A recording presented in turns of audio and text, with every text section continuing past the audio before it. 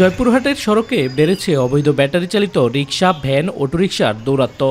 শহর ও জেলার বিভিন্ন সড়কে দাপিয়ে বেড়াচ্ছে প্রায় 25,000 এসব যানবাহন। শহরে ব্যাটারি চালিত রিকশা, ভ্যান ও অটোরিকশা চালকদের নেই কোনো প্রশিক্ষণ।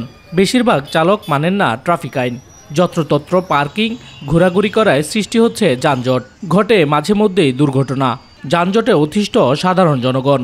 এই বিভিন্ন থানার গাড়িগুলো আমাদের শহরের মুখী করার জন্য আমাদের যানজট সৃষ্টি বেশি হয়ে যায়। শহরের 0 পয়েন্ট রেলগেট থেকে হাসপাতাল ও বাস স্ট্যান্ড পর্যন্ত 10 মিনিটের রাস্তা যেতে কোনো সময় লাগে প্রায় 1 ঘন্টা।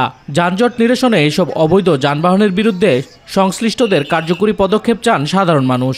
ইজি বাইক এগুলোকে কমানোর অতি তাড়াতাড়ি ব্যবস্থা নিতে হবে। ব্যাটারি চালিত রিক্সা এবং ভ্যান বা অটোদের এদের কারণে আমাদের যাতে 1 থেকে 1.5 ঘন্টা সময় লাগে। এত পরিমাণ ব্যাটারি চালিত রিক্সা বেড়ে গেছে, যার কারণে আমাদের মনে করেন স্কুল যাইতে অনেক পরিমাণ সমস্যা হচ্ছে। 10 মিনিটের রাস্তা আমাদের 1 ঘন্টা লাগে যায়। আরো কয়েক পয়েন্টে ট্রাফিক বসানো উচিত যে যানজট নিরসনের জন্য।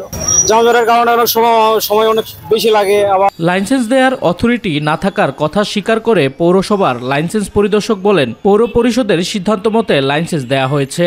আমাকে লাইসেন্স পরিদর্শক হিসাবে আমাকে যেহেতু নির্দেশ দেওয়া হয়, সেই অনুযায়ী আমি এই লাইসেন্সগুলো প্রদান করে থাকি। পৌরসভা এসব যানবাহনের রেজিস্ট্রেশন দিতে পারে কিনা বা কতটা আইনসিদ্ধ তা জানা নেই বলে জানান বিআরটি এর এই কর্মকর্তা। মোটরযান সংক্রান্ত যে ব্যাখ্যাটা আছে এটার ভিতরে এটা কভার করে না, সেহেতু এটার রেজিস্ট্রেশনের বিষয়ে এখনো আমাদের অথরিটি থেকে কোনো দিক নির্দেশনা নাই। এবং ট্রাফিক পুলিশ বলছে, সড়কে অতিমাত্রায় এসব অবৈধ যানবাহনের দৌরাত্ম্যে বাড়ছে দুর্ঘটনার ঝুঁকি। আর অবৈধ যানবাহনগুলোর বিরুদ্ধে ব্যবস্থা নেওয়ার কথা জানালেন পুলিশ সুপার। আমরা পৌরসভাকে রিকোয়েস্ট করেছি যাতে এই শহরের যে আয়তন, রাস্তাঘাটের যে আয়তন আছে সেটার সাথে সামঞ্জস্য রেখে তাদের রেজিস্ট্রেশন দেয়। যে অবৈধ যানবাহন আছে সেগুলোর বিরুদ্ধে প্রচলিত আইন অনুযায়ী ব্যবস্থা নেবে। জয়পুরহাট পৌরসভা কর্তৃক ব্যাটারি চালিত ছোট বড় রিকশা, অটোরিকশার রেজিস্ট্রেশন দেওয়া হয়েছে 1860টি। শামস তাবরিজ উচ্ছ্বাস, মাই টিভি নিউজ ডেস্ক।